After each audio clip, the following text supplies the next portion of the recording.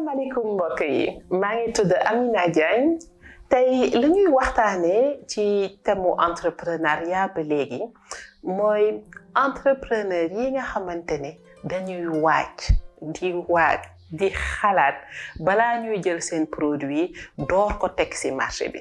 bu dee xàmmee nga sa bopp ci loolu bu dee yaa ngi nekk di xalaat ba léegi ndax sa produit pare na wala parewul kon yow mii yaa moom vidéo bi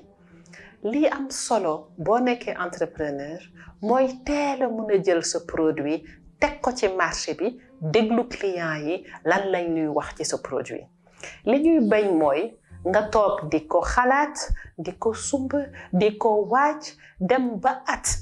wala nga dem ba dugal ci xaalis bu bari door a seetlu ne marché bi de du couleur bii lañ bëgg wala du façon bii lañ bëgg fekk yow jël nga ci sa temps def nga ci sa alal sonn nga si bu dee da nga bëgg mun nañ jël exemple ubbi sa restaurant bopp balaa ngay jënd location jënd siis jënd table jënd lu mel noonu yépp mun nga njëkkee commencer sa kër commencer jaay ay plate wala bu dee bëgg nga génnee balaa ngay ubbi boutique mun nañ ne balaa ngay ubbi boutique mun nga commencer xool client yi nga xamante ne moom laa yaakaar ne war nañ bëgg produit yi ndax ñu ngi jënd marchandise bi ma leen di àndal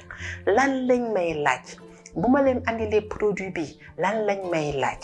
léegi loolu mooy yow bu dee am nga sa idée entreprise xam nga yan client ñoo war a soxla sa produit nga xool lan mooy lii nga xamante ne mun nga tàmmaleex loolu te du doon loo xamante ne dafay diis ci yow wala daf lay gaañ balaa ngay dem ci loo xamante ne balaa ngay dem ci 100 commencer ci fukk nga jël fukk yooyu nga yóbbu ko nga déglu say client lan lañ lay wax bu dee ñëpp nee nañ la non lii de moom lañ bëgg su boobaa mun nga yokk waaye doo def ñi nga xamante ni dañ lay ne lii de xew ne nga dem wàccee ci conteneur boo ci wàccee conteneur gis ne déedéet kii nii lii rek moo taxoon nit ñi doon ko jënd benn exemple rek laa joxe waaye entreprise boo bëgg a teg sujet ak thématique bu mu munti doon am na yu ndaw yoo xamante ne mun nga ko tàmbalee pour mun a tester lan mooy client yi lan lañ lay wax bu la client yi waxee lii lañ soxla nga xool nan nga koy mun a dugalee ci sa produit jëlaat wanaat client yi di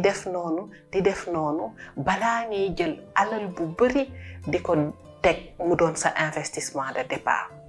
sujet boobu lañ andi woon tey di ko waxtaanee boo leen ci amee ay laaj mën ngeen ko bind ci commentaire yi wala tamit boo leen amee yeneen thème yoo xamante ni bëgg leen ñu andi ko mun nañ ci delluwaat bind leen ko ci commentaire bi rek et puis incha allah dinañ ci mën a delluwaat ci yeneen thème yi ba beneen